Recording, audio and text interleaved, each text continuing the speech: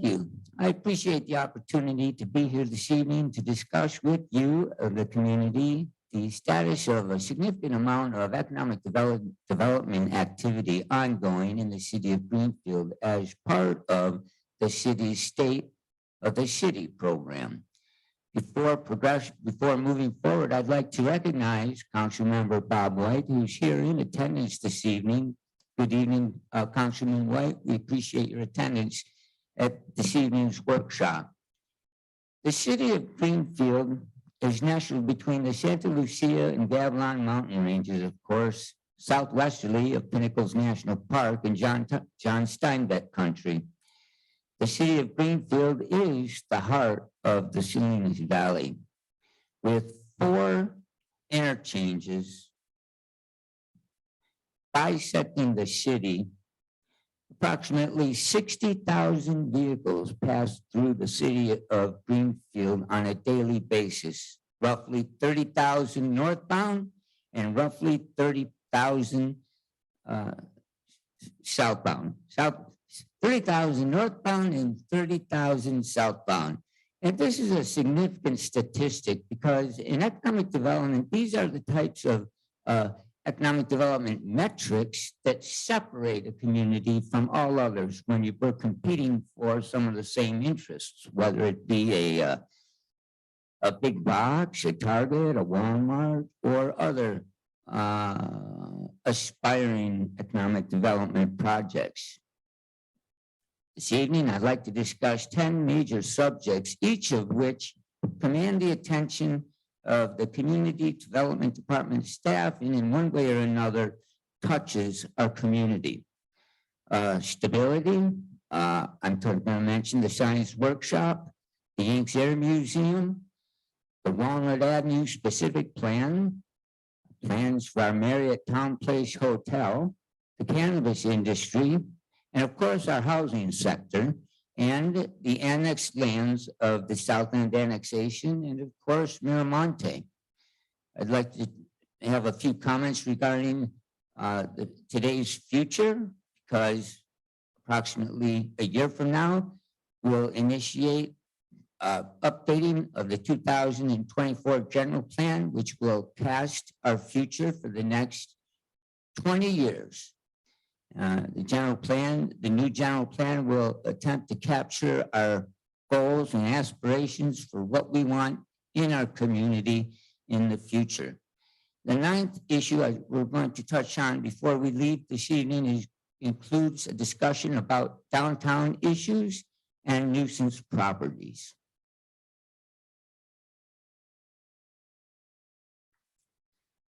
Slide 4 is a depiction of the numbers. It's one thing to say, well, there's a lot of economic development going on in the city, but it's another to examine the numbers in terms of what really is occurring. Excuse me. So far this year, the city hosts 560 business licenses. In other words, we've issued 560 business licenses for those conducting business and earning a living inside our community, our city boundaries. The below table also indicates 3 important statistics. One is the number of permits, building permits that we issue. The second metric is the valuation of those building permits, which is how much value are these proposed improvements authorized by these permits add to existing real property. And last, the fees that the city collects, because we charge fees based on a pay-as-you-go. We don't make money off of fees, but rather we collect the fees that are necessary to compensate for the staff time to review building plans, inspect development projects, and otherwise ensure that we have safe and seamless development in the city.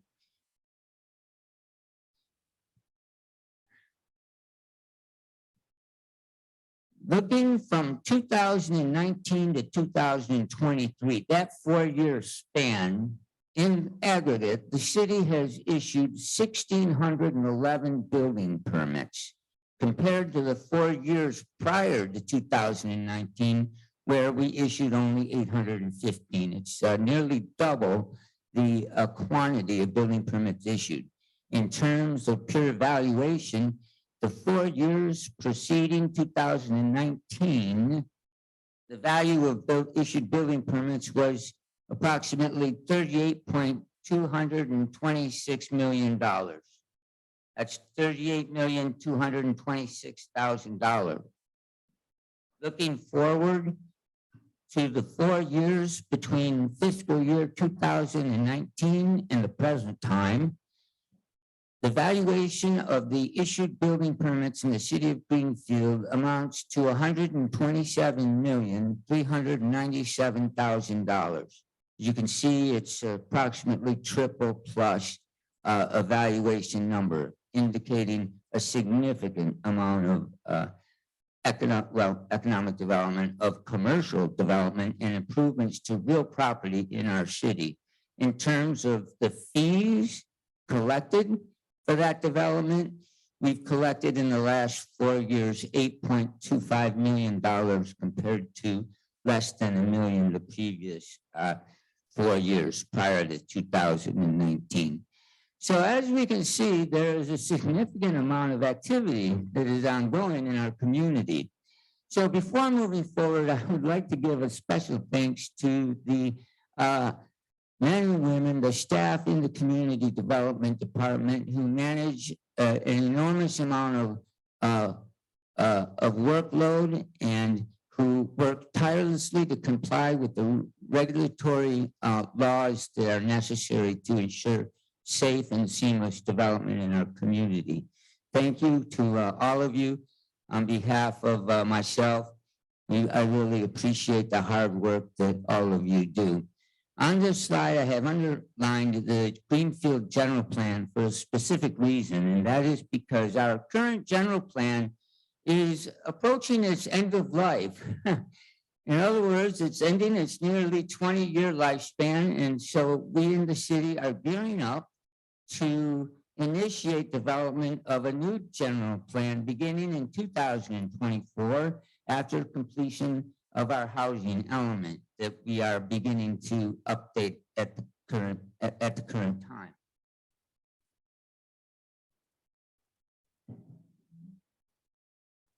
Before discussing more salient economic development issues, I can't, let's see. Let's see, I think I'm having technical difficulty. Let's see. Oh, there we go. I want to give a shout out to our men and women in law enforcement because in past years, our public safety environment has not been what it is today. And we had significant headlines that really impacted economic development. So I'd like to call out the management and some of the leaders of our police department who are doing such a good job to ensure the safety in our community, because they really are making a world of difference in economic development. And again, without speaking anecdotally on this subject, let's look at the numbers. Currently, we have authorized approximately 23 officers, and approximately, well, just over 10 years ago in 2011, the Greenfield Police Department consumed approximately 73% of the general fund. The police officer's standard post has an analysis of most of their aspirational police operations. And according to Post, the ideal amount or percentage of general fund resources which should go toward law enforcement is approximately 50%. So today, in current year, the Greenfield Police Department is slated to consume only 43% of the general fund. And so that's a job well done here. Now, on this metric, also, one could say, well, now, wait a second, that could just mean that we have more development. And so we're collecting more resources and therefore more taxes and so forth. And therefore that would lower the percent here. But the reality is that they're connected. When the community is fraught with crime and instability in the decision-making processes from the council on down, outsiders who are interested in searching for places to invest sometimes millions and millions of dollars and create new jobs in communities are repelled by an environment where this occurs. So it's a real plus to have the kind of performance and stability that we've seen in the city in the last 4 years. And that's showing up in our community development. That's showing up in our large projects from the Yanks Museum to the Walnut Avenue specific plan, as we will soon see. I'd like to also recognize Greenfield's Community Workshop, not because it's an enormous employer necessarily in the city, but the Greenfield Workshop, not unlike our recreation department, is a signal regarding the health of our community. The Greenfield Community Workshop began in the city of Greenfield in March of 2011, initially as a redevelopment project, and has found a permanent home in our community, serving approximately 20,000 young people throughout the county. And we here in Greenfield are, I know, very proud to call Greenfield Community Workshop home. And so it's this type of community that really is what I try to measure our success in economic development. Do we have the kind of recreational programs, the kind of community programs that serve our young people that really tells the story about a healthy community? But back to commercial development, and we can go right to our Starbucks, our local coffee shop in the Walnut Avenue specific plan, because the metrics here also tell the kind of story that we can all be proud of. Among all Starbucks in the state of California, of which there's over 1,240 across the entire state, the Greenfield Starbucks ranks about 357th. You say, well, so what? The fact is, that's very impressive. Among all Starbucks in the state of California, Greenfield's is near 26% as one of its top performers in the state. Similarly,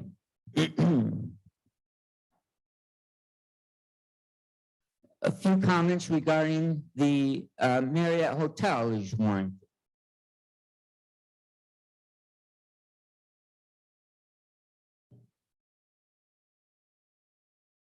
When the pandemic hit, nationwide hotel construction came to an abrupt halt, as you might expect, as did ours. This project that I'm going to discuss in the current slide is not the first Marriott hotel, or the first hotel, rather, excuse me, proposed at the Walnut Avenue specific plan. It's a project brought forth with new developers and the Marriott hotels with the new line, the town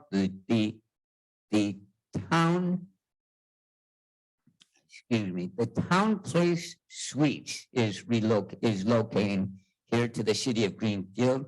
It's an 80 room hotel expected to employ between 25, 30 people at minimum per shift to operate successfully. According to Philip Collin, he's a senior director at Marriott Hotels out of Maryland, our proposed Town Place Suites should employ as many as 25 to 30 people to operate. These jobs will span entry-level, supervisorial, and executive positions. Our studies indicate a terrific market for major hotels, such as that which we are delivering to the Greenfield community. We are working with the Community Development Department to continue moving the project forward. And in considering economic development, the telltale sign about whether a project is going to move forward or not is their activity as it relates to permits. Have they submitted their plans? Have they responded to the plan check reviews that are provided by the building official and the interdepartmental review team that consists of the city department heads? And these are the telltale signs as far as whether a project is going to move forward or if it is not. So I'm pleased to report that the Marriott Hotel is healthy and alive and well. I speak with the developers about once a week regarding the update of their plans. We have reviewed their first submittal and we've sent our comments back. And so they're preparing new plans to adhere to the necessary standards. What's important about this particular development on the Walnut Avenue specific plan are the public improvements that will accompany the hotel along Walnut Avenue. As many of you in the community will recall, the Walnut Avenue specific plan was developed approximately about a decade ago, 2012, 2013, it finished. It was a $500,000 specific plan for commercial development designed to facilitate the type of development that today we're seeing on site. In fact, a hotel is a specifically identified desired project in the specific plan. And so we've met this anchor project as one of the more important projects that is intended to attract other developments as we're seeing. An aerial here of the specific plan area, I've numbered 1 through 5, and I'll have comments regarding number 6. At the location number 1 is where the Marriott Hotel will be sited and located. At the second circle indicates many of the existing developments currently there, such as Carl's Jr., the Starbucks coffee shop referenced earlier, the Circle K Market and fueling station. Let's see. Bullet 3 here is part of the already entitled Walnut Travel Center. The travel center will consist of the Jamba Juice, Pizza Hut, Chester's Chicken, Baja Fresh, and as I said, these restaurants will populate what is being currently referred to as the Walnut Travel Center. Across the street on Walnut, the items 4 and 5 are areas in the specific plan initially intended for a secondary commercial. Number 5 is populated by the farm worker housing project owned by Avila Construction. And on 4, the remaining acreage is intended for secondary commercial. In discussions with property owner there, there's no activity on that site for commercial development. However, the city is hopeful that as current development that is already entitled progresses, more opportunities for the type of development that we're looking for on the opposite side of the Walnut Avenue will ensue. The other important consideration to remember is that when we redesigned the city's general plan, virtually all of our land use designations are all in play. They all can be changed. What exists today may change tomorrow. And given the degree and the amount of statutes that come from Sacramento, such as some of the housing mandates, it's quite likely, or at least quite possible, that the land use configuration or our zoning map that we'll see here in a few minutes may change dramatically. And this may include this acreage. I'm also free to convey to the community that the State of California, California Highway Patrol has expressed significant interest in possibly locating on a 5-acre site in the Walnut Avenue specific plan. We believe that this could be an attractive development because of the interest of other state agencies in our community, such as Caltrans. We have 4 interchanges in our community, each of which could stand for some significant improvements to upgrade into for the rest to perform really in the rest of the century remaining. They haven't been improved in many, many years. And so we're looking forward to the possibility of some synergy there should the Highway Patrol ultimately decide to purchase the land in the Walnut Avenue specific plan and develop a substation.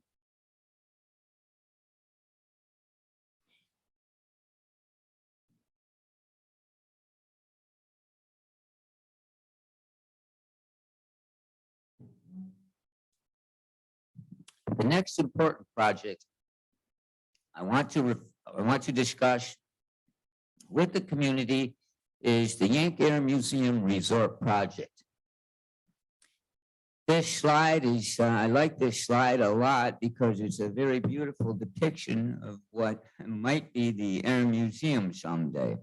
That said, this is a project that has existed in Monterey County since 1997. I'm not sure how many years that is. Well, it's over 20, 25 years or more. If my math is right, I'm not sure. But I jokingly emphasize that because it raises some significant issues. To remind the community, the Yanks Air Museum consists of a project involving a 250,000 square foot museum, airstrips, hangars for aircraft.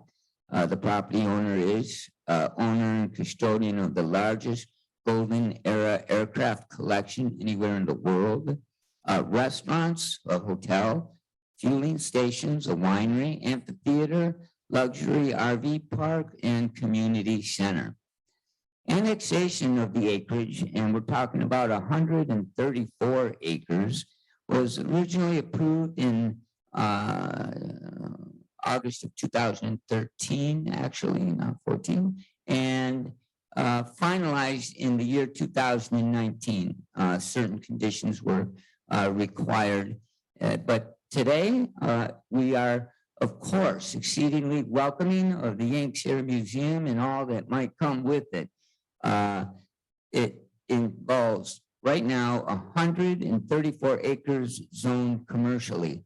And for many years, we've always believed that the Yanks Resort would be a very special facility. In fact, it appeared in 2009 as a prominent project in the state of California's Business, Transportation, and Housing Agency's Regional Economic Recovery Plan as a project of sub-regional importance and expected to create 300 permanent jobs. Through the years, various government entities have had jurisdictions over all or part of the complex, from the County of Monterey, the U.S. Department of Commerce, Economic Development Administration, primarily because the city and the county are joint recipients of a $3 million grant to underground water and sewer utilities beneath Highway 101. This has been an incredible benefit to the city because it has enabled significant hookups on the north end, the north industrial part of town, and also would serve the Yanks Air Resort Museum. Now for some interesting news. The clouds that seem to be gathering above this photo in the Yanks also echoes some of the concerns that we've had over the years because of the length of time that it has taken for much more than the RV park to be developed on the site.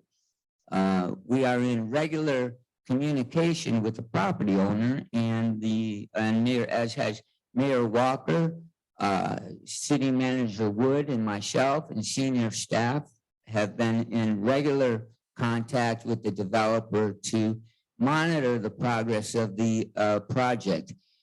In that spirit, it's worth reviewing a little bit of the history of the project going back to 2002 when their original county permits expired. By 2002, obviously they had been attempting to build and develop for a number of years, having finalized their environmental document and their general development permit. In 1997, they started it. So in 2002, their county permits expired. the grant in 2004, 2.2 million rather. The EDA grant was awarded in 2004. By 2006, the county permits expired again because they, of course, had been reauthorized by the County Board of Supervisors. Moving forward, for the second time, the county permits expired again in 2008.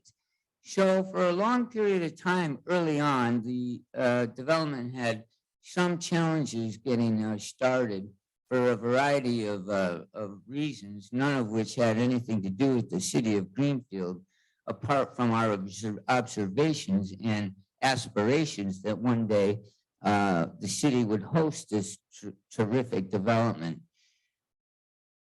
In 2012, phase one construction of the project was completed. This consisted of fundamental infrastructure as well as the recreational vehicle park, which the State Housing and Community Development Department had jurisdiction over. You can see some of the pictures there in the middle of the necessary utility work that went into completing phase one of the project. And the capital investment in phase one is not insignificant. Millions of dollars went into completion of phase one. So moving forward, phase two, of course, would be next. Phase two includes the museum, the airstrip, the hotel, some of the fundamental components of the project.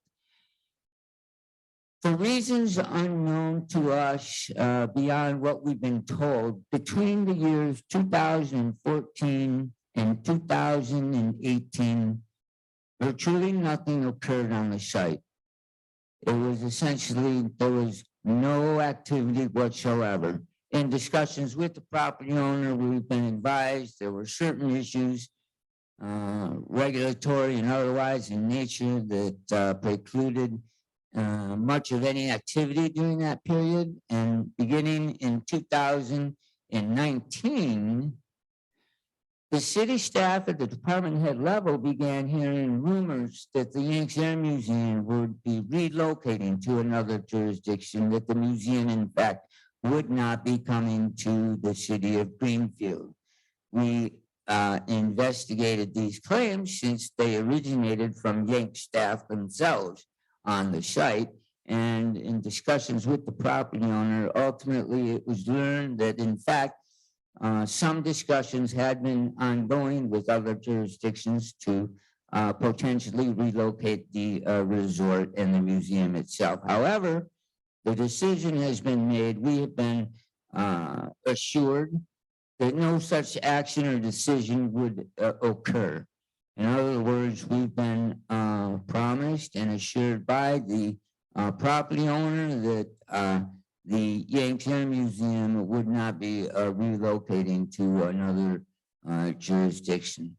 That said, again, the city leadership, from Mayor Walker to the city manager, myself, and others, including department heads, have been meeting regularly with the property owner to do what we can to facilitate continued development of the Yanks Resort.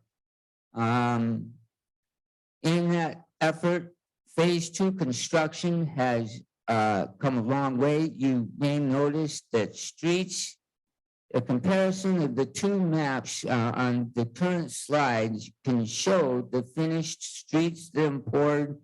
The asphalting has been finished, storm drains installed, curb and gutter.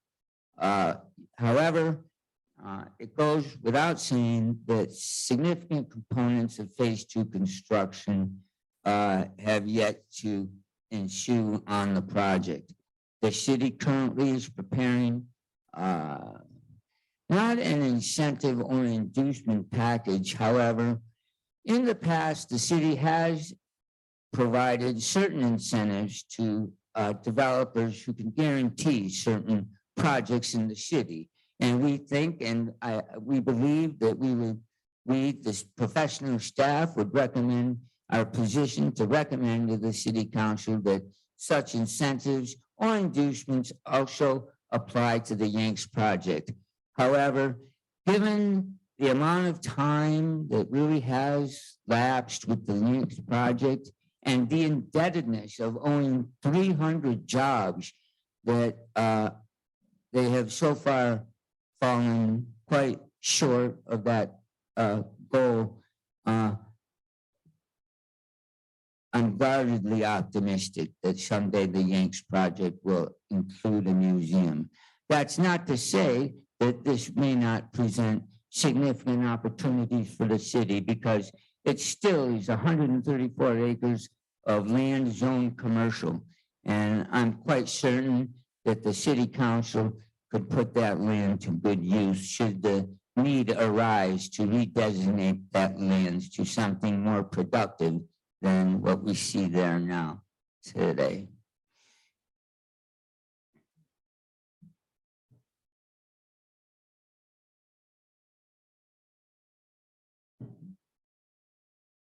The next industry that's an exciting industry to talk about is the cannabis industry in the city of Greenfield.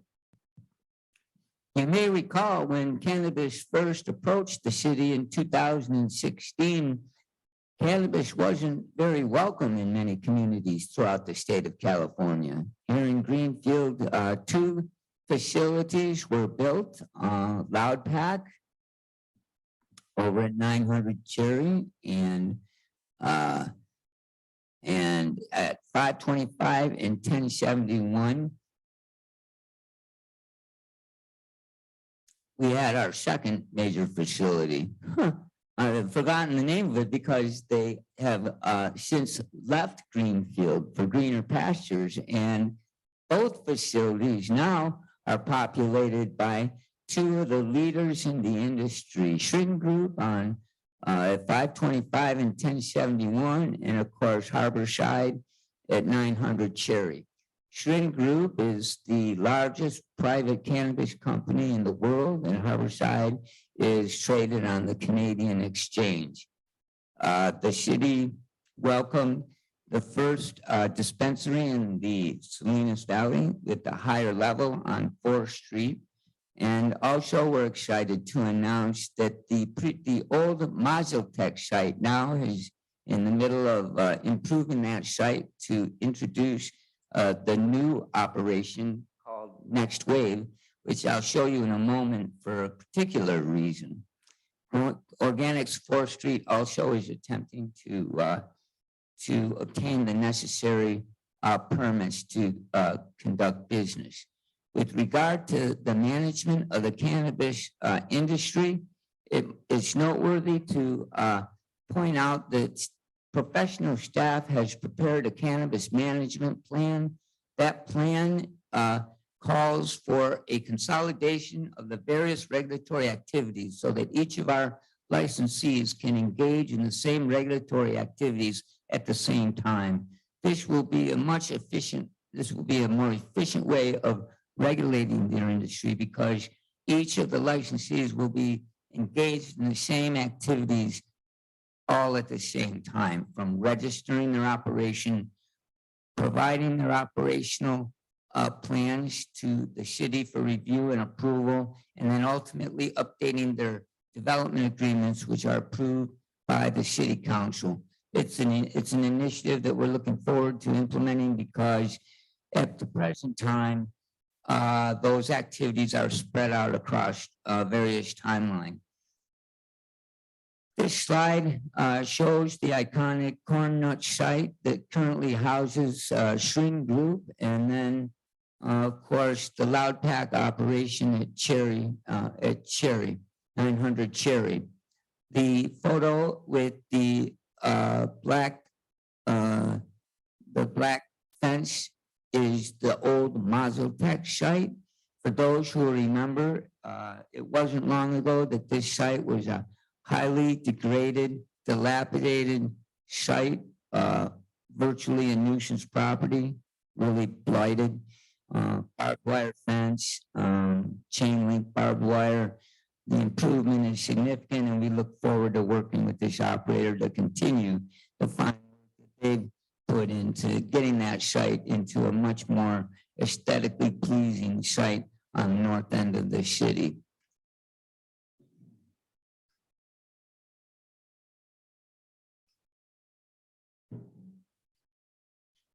Next, I'd like to take a moment to highlight some of the businesses that represent the present and the future in our community, where we have such a divergence of successful mainstream businesses combined with sometimes older, antiquated operations operating really next door to each other. Those of you in the community who remember what the Green Inn site used to look like 10 years ago can be proud of its current condition today. It's well kept, and we're very proud of the state of that property now compared to what it used to be like. Similarly, at the Santa Lucia Center now, we have our electric charging stations, something that foretells a future that presumably will include an abundance of electric vehicles. The La Plaza Bakery, one of the most successful businesses in the community. Their record, from time to time, we get input regarding performance in terms of how businesses are doing in the city. We do hear when folks aren't doing well, and we do hear when businesses are doing well. And so we're pleased to report that all of these businesses are doing very well. We'll notice here O'Reilly Auto Parts, AutoZone. The businesses at Santa Lucia Square, Greens Accounting, Farmers Insurance. You can see from these photographs the pride of ownership that these businesses take in the downtown area and across the city. The buildings are well kept, the signage is appropriate for their business, and of course, we have some of the finest restaurants in Monterey County, and the business that they generate is recognized as accordingly. However, the picture at the bottom is a photo of our downtown, and the downtown should be and will be a subject of great conversation with the community during the general plan update, because of the possibility of various issues that I'm going to tee up so that the community can begin talking about them, because the city council will be asked to make sometimes difficult decisions that invoke change. For example, the question about whether the future of the downtown is an industrial future or a more pedestrian-oriented, visitor-serving downtown is in play. For example, we have auto uses in the core downtown, which in some cities typically is an industrial use. So that's a conversation that we'll have with the city council along with professional recommendations. That's not to say we would, of course, terminate any of these businesses. The issue here that will be under consideration is whether or not they're not better suited in an industrial part of town, either northerly or southerly, perhaps in the South End annexation acreage. Again, with the general plan in play in 2024, an enormous amount of options and alternatives are available to the community and the city council to decide on. And it's our job in the community development department to tee up these issues so we can have a candid, honest conversation where everybody in the community is invested in the outcome. That's the only way that we can move forward as a community united with the same goals and objectives. So, as I said, beginning in 2024, but I'm sure we'll be talking a lot about the various issues in the near future, the city council will have great decisions to make that will govern how the city will look and be regulated for the next 20 years. The historic downtown El Camino Real has potential beyond words. Back in 1991, we the city, prepared some downtown design guidelines. They were design guidelines of which project developments were expected to adhere to. Things such as signs, all things aesthetic. How do we really want the experience to feel when visiting the Greenfield downtown? Because in 5-10 years, the projects that we discussed that today are only on the books and are our aspirations will be realities. The hotel will be employing residents of our community, regardless of whether there's a Yanks Air Museum or something else. The infrastructure is there on 134 acres for something. And that something is something that will be very, very attractive to some. As we saw, the call to me regarding interest by the Highway Patrol in a 5-acre piece in our specific plan just came in last week. So we're excited about the future, but again, significant questions will need to be addressed related to some of the properties that need a little help in our community. And I think one of my favorites is the Bayer Building. The Bayer Building has been in disrepair for a number of years. And as you can see from the photograph, we've got the broken windows, we have signs across all visual, prohibiting any visual access to the interior of the building. And we were forced to close out the utilities at the building, and we are looking at every option at the present time to see what we can do to improve this property. I believe it's one of the key properties in the city. It's an iconic structure because of its history dating back to the city's first mayor, and frankly, the interior, the upstairs, old residential units are spectacular. It's a building that is really, it's dying to be saved. Right now, we're concerned that it's a little too close to dying. So the city community development department is working with the property owner to the best of our ability to rapidly improve this particular site. But moving on, that's not the only challenges in the city that the city council ultimately will be asked to consider, along with the help of the planning commission, to make various recommendations. And here are various things that we can see, and I want to focus not on the business, but on the issue here. For example, barbed wire. Do we really want barbed wire separating properties in our commercial downtown? Do we really want inventory from our businesses in the public right of way? Or do we really want signs, whether it's the V signs or the flag signs? In planning, we call them attention attracting devices. On the peninsula, there was a time when the auto dealerships used to send into the air hundreds of feet giant balloons, big old balloons that were hanging over the auto dealership. That's what we refer to. But these types of flags and banners, and the question is that something that aesthetically really does attract customers, or does it detract from the community character of our community? Signs. We can't regulate what a sign says, nor do we want to, but we can regulate the size of the signs, what they're made of.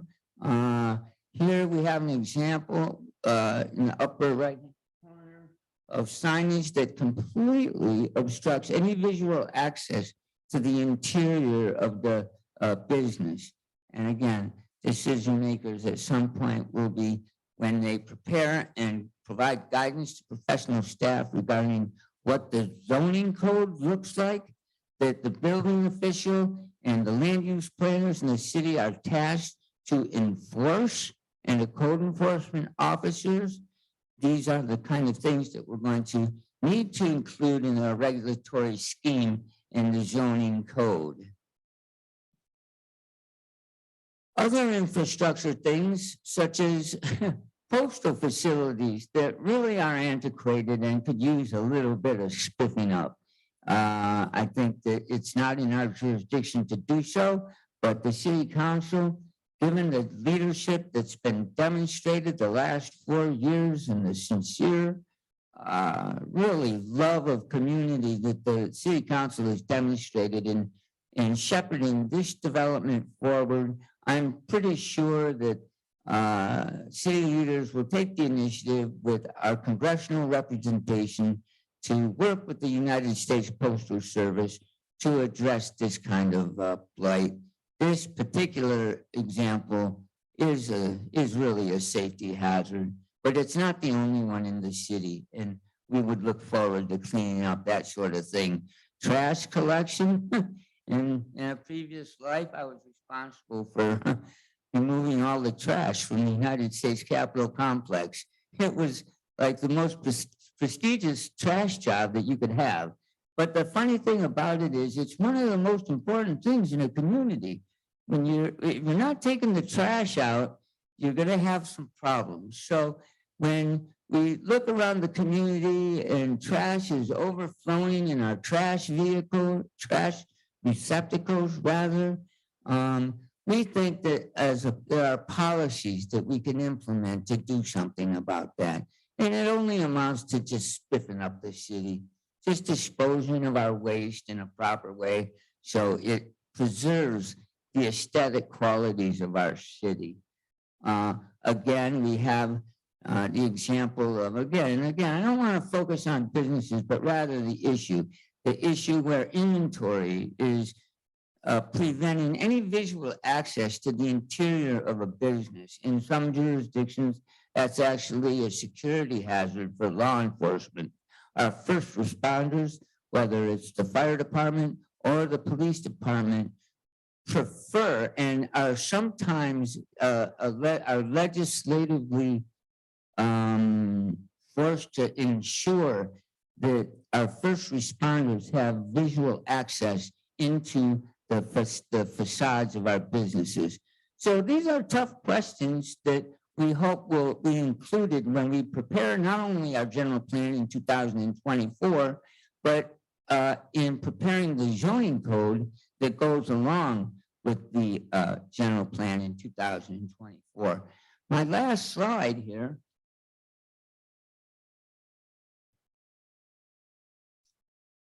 shows the current zoning map.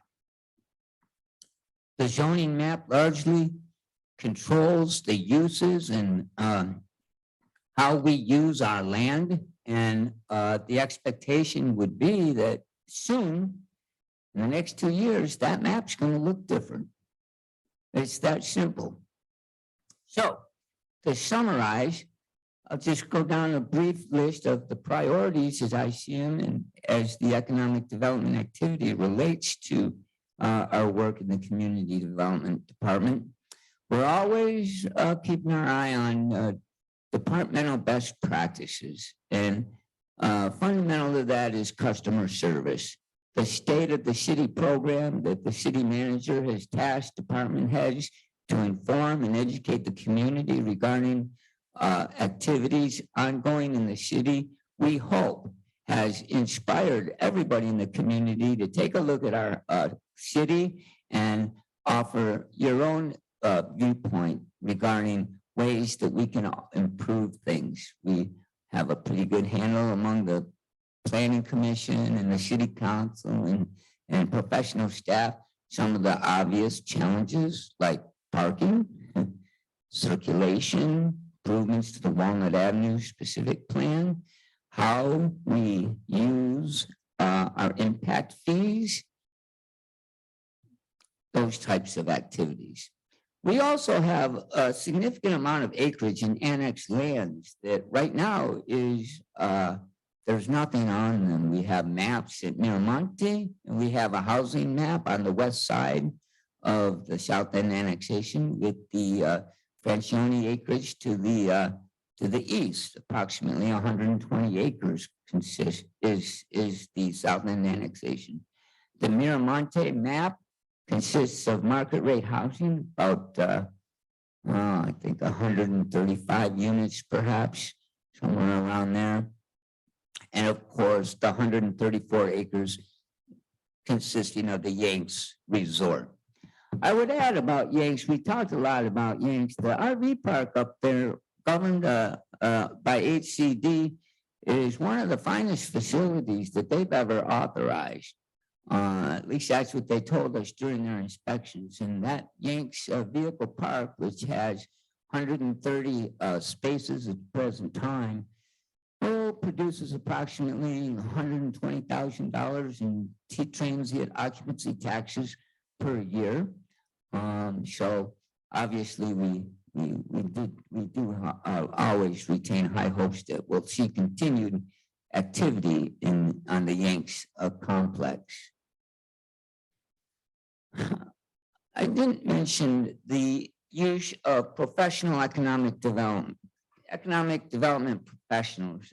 In my written text, I had included some of the activity that occurred over a decade ago when the city procured Urban Futures to prepare a greenfield economic development strategy. And that strategy revealed a significant, very interesting metrics that I'd like to share with the city. Among them is one, that 50% of residents in the city of Greenfield are 25 years old or younger. So in relation to the metropolitan Salinas area and the nation as a whole, it's a very young population. The region, the number is about 30 is the median age, and nationally it's 36. But here in Greenfield, it is, that number is 25 years old and younger. So that is important. Also, what is interesting is our metrics indicated that our city is a very community-oriented city based on home ownership. We have an inordinate number of homeowners, home ownership, not rentals, not rental units. We have a lot of rentals, but compared to other jurisdictions, we have more families who are owning their homes than in other jurisdictions, which is indicative, we're told, of a strong family. And I think we all realize the importance of the family structure and the family in our communities. The other interesting metric that sort of is an outlier, we have we have an inordinate amount of people with 7 people to a household. And so we have a lot of people per household in comparison to the metropolitan area. So the Greenfield Economic Development Strategy was useful for some things, but today the environment is completely different than it was a decade ago. We intend to involve professionals from the firm Retail Analytics to assist us with further enhancing our economic development strategy, because the real key in attracting what we really want, and the community, our community went through this when we prepared the Walnut Avenue specific plan. We gathered together, we talked out what we really wanted in our community and put it in the plan, and we've been working since then to execute that plan. And it's the same type of an exercise. And the question is, what do you want? What do you want this city to be 10 years from now?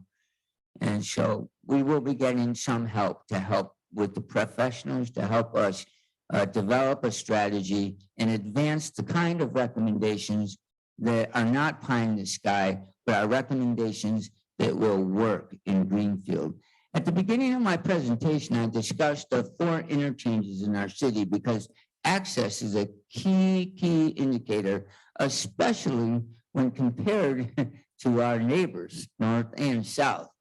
When professionals look at the map and look at the infrastructure up and down the Salinas Valley, Greenfield stands out like a superstar because of the access to Highway 101. It's easy to get on our highway and it's easy to get off of the highway. If anybody has been stuck behind a truck on the front road interchange, you know what I'm talking about. Or construction in King City, you know what I'm talking about.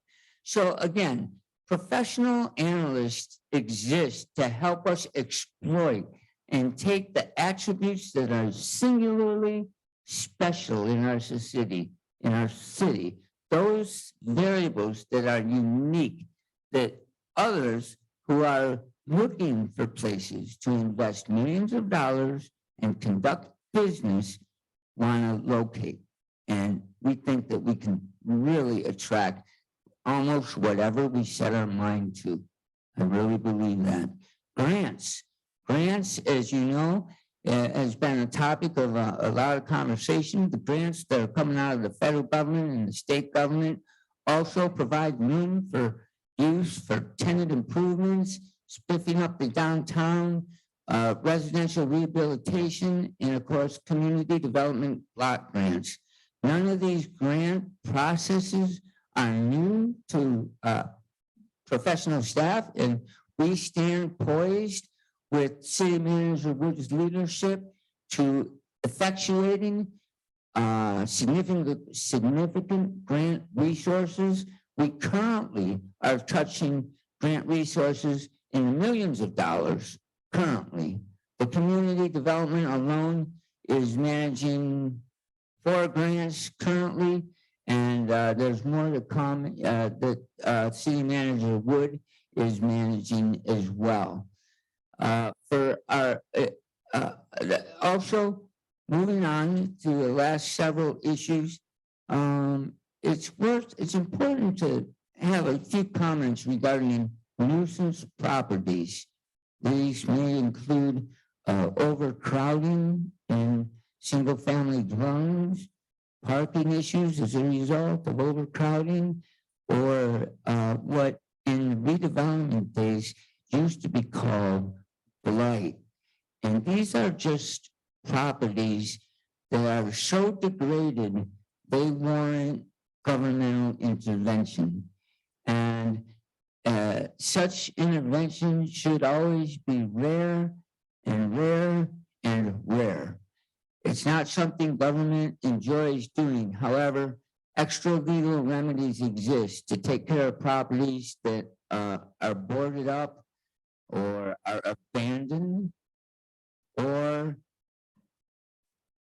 are demonstrably blighted without any hope of rehabilitation. And we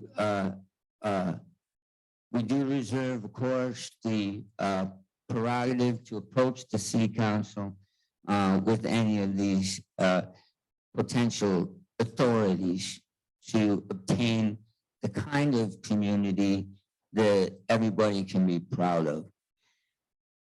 The other issue that is important and that would kind of thread together some of the goals and ambitions throughout this entire process would be things like the Chamber of Commerce or citizen committees to advise on issues ranging from code enforcement to just planning commission service, other traffic committee service.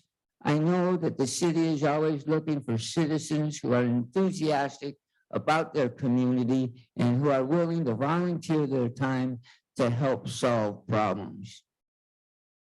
And that basically concludes my remarks at this time. I know it's probably been too much, but I appreciate your attention to this presentation and look forward to seeing everybody in the near future as we move forward with first an update of the housing element, and then secondly, an update of the general plan for 2024. Thank you.